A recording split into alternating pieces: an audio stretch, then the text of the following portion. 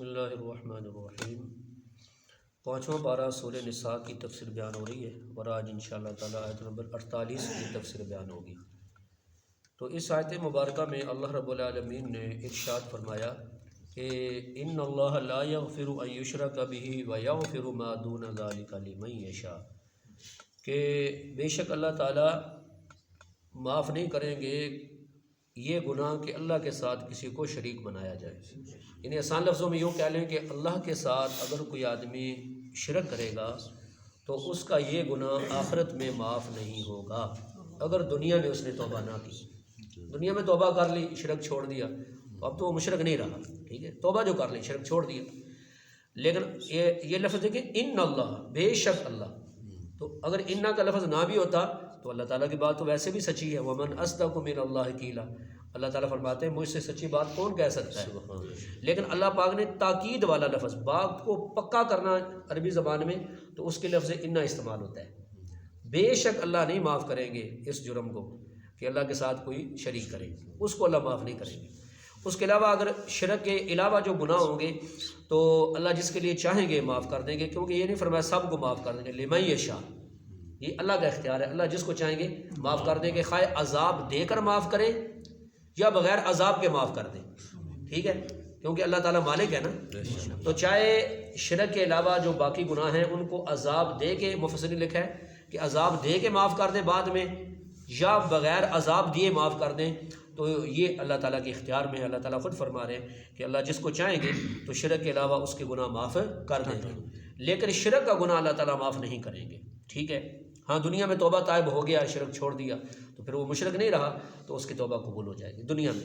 پھر فرمایا کہ کیوں یہ معاف نہیں ہوگا کہ وَمَن یُشْرِک بِاللَّهِ فَقَدِ افْتَرَىٰ اِثْمًا عَظِیمًا، کہ جس آدمی نے اللہ کے ساتھ شرک کیا نا تو تحقیق اس نے اللہ تعالیٰ پر بہت بڑا بہتان باندھا، جھوٹ باندھا۔ فرض کرے مثال کے طور پر، کیونکہ پیچھے ہم نے ذکر سنا اہل کتاب کا، تو اہل کتاب شرک کے اندر مبتلا تھے، اللہ پاک کے لیے اولاد ثابت کرتے تھے۔ عیسائی کہتے تھے عیسیٰ علیہ السلام اللہ کے بیٹے ہیں، یہودی کہتے تھے عزیر علیہ السلام اللہ کے بیٹے ہیں، قرآن پاک میں موجود ہے۔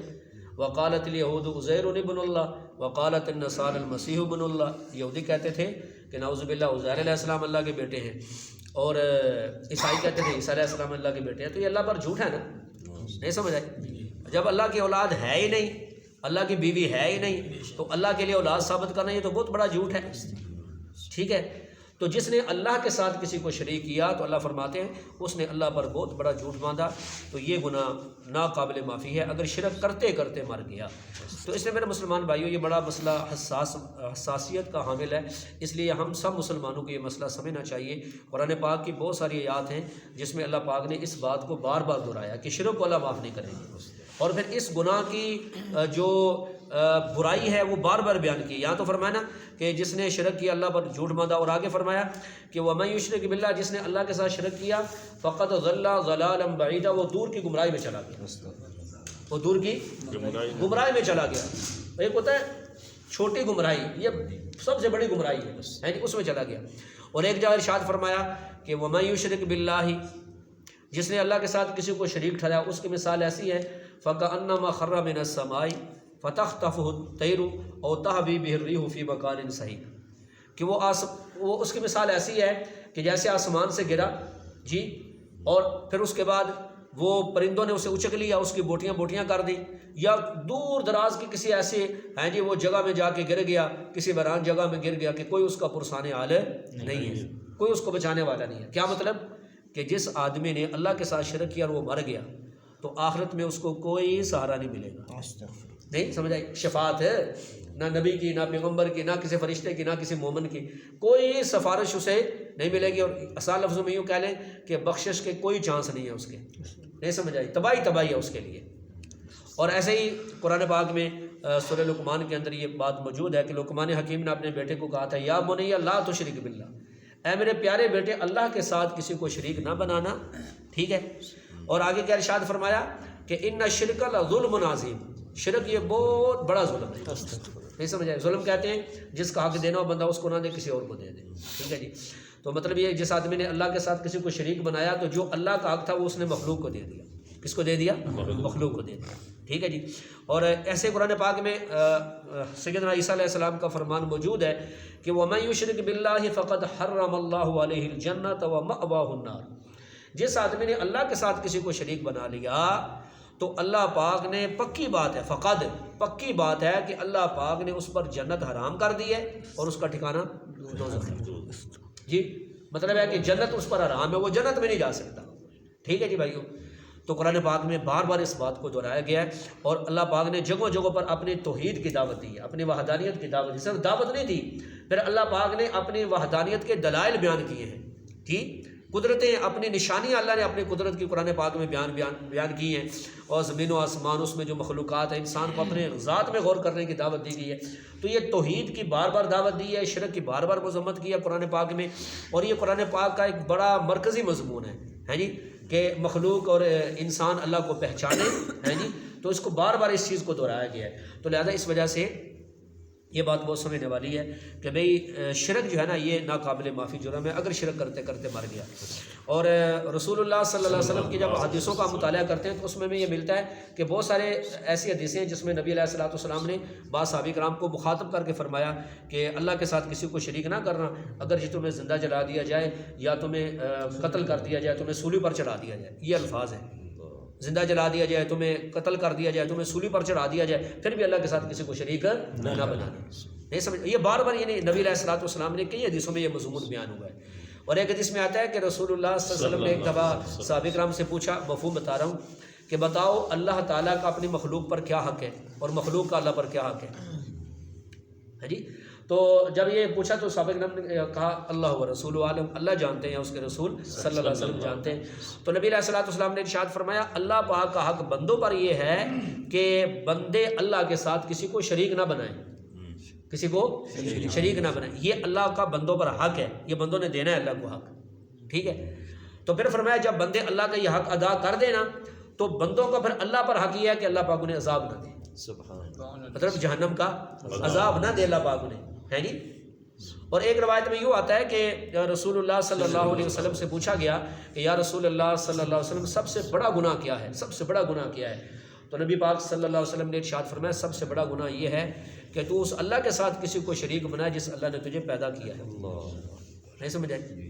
تو اس اللہ کے ساتھ کسی کو شریک بنائے جس اللہ نے تجھے پیدا کیا، اس اللہ کے ساتھ تو کسی کو شریک بنائے، یہ سب سے بڑا گناہ ہے. ٹھیک ہے بھائی. اور ایک روایت میں یوں آتا ہے کہ رسول اللہ صلی اللہ علیہ وسلم نے ارشاد فرمایا کہ قیامت والے دن، مفہوم بتا رہا ہوں حدیث کا، کہ قیامت والے دن کچھ لوگ ایسے ہوں گے جو اللہ تعالیٰ کے ساتھ شریک کرتے ہوں گے تو اللہ پاک ان کو فرمائیں گے کہ میں تو شرکاء سے مستغنی ہوں، مجھے تو کسی شریک کی ضرورت نہیں ہے، میں تو بے پرواہ ہوں، مجھے تو کسی شریک کی ضرورت نہیں ہے. جاؤ جن کو تم نے میرے ساتھ شریک کیا تھا نا تو اپنی اپنی عبادتوں کا جا کر بدلہ ان سے لے لو. اب بتاؤ مجھے کہ قیامت والے دن حتیٰ کہ نبی پیغمبر شہید ہیں جی وہ بھی اللہ پاک سے جنت ڈر رہے ہوں گے تو اس دن کوئی کسی کو ثواب دے سکے گا اللہ کے سوا؟ نہیں سمجھ آئی؟ کوئی دے سکے گا؟ کوئی بھی نہیں دے سکے گا. تو اب دیکھو نا میرے بھائیوں، آگے انشاءاللہ سنیں گے پھر شرک کی تعریف اور ساری چیزیں آئیں گی. لیکن یہاں ایک چھوٹی سی بات عرض کرتا ہوں کہ آج جاہل پیروں فقیروں نے عوام کو اتنے ان کے عقیدے خراب کر دیے، یقین کرو اتنے عقیدے خراب کر دیے کہ لوگ اللہ سے اتنا نہیں ڈرتے جتنا فقیروں سے اور جناب ڈھیریوں والوں سے اور پیروں سے ڈرتے ہیں. یہ کیوں؟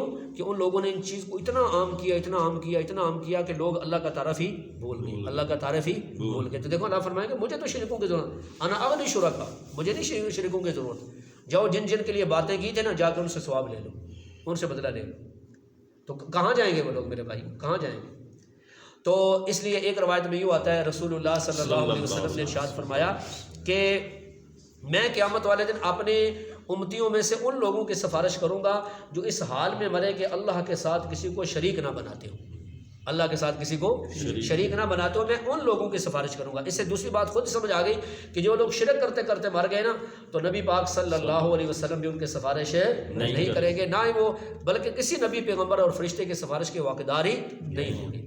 تو اس لیے میرے مسلمان بھائیوں یہ جو آپ نے آیت مبارکہ سنی آیت نمبر 48 کے، اس میں اللہ نے واضح کہہ دیا کہ اللہ تعالیٰ نہیں ان کو بخشیں گے، اللہ تعالیٰ انہیں معاف نہیں کریں گے. اچھا اب اگلی جو بات ہے نا وہ یہ تو آپ نے کچھ آیات اور کچھ حدیث مبارکہ کا مفہوم سنا، کیونکہ یہ مضمون تو بہت وسیع ہے. تو آگے انشاءاللہ جب آیات آتی جائیں گے تو ساتھ ساتھ انشاءاللہ اس کی تفسیر آتی جائے گی. دوسری بات آج کے درس میں آپ حضرات کی خدمت میں یہ بات عرض کرنے، اور یہ بات ہر مسلمان کو سمجھنی چاہیے، ہر مسلمان کو سمجھنی چاہیے کہ شرک ہے کیا اور توحید ہے کیا، کیونکہ ہمارے معاشرے میں دو طرح کے لوگ ہیں. بعض لوگ وہ ہیں جو کرتے شرک ہیں لیکن ماننے کے لیے تیار نہیں ہوتے کہ ہم شرک کر رہے ہیں. نہیں سمجھ آئی؟ کیونکہ انہیں پتہ ہی نہیں ہے شرک کیا ہے.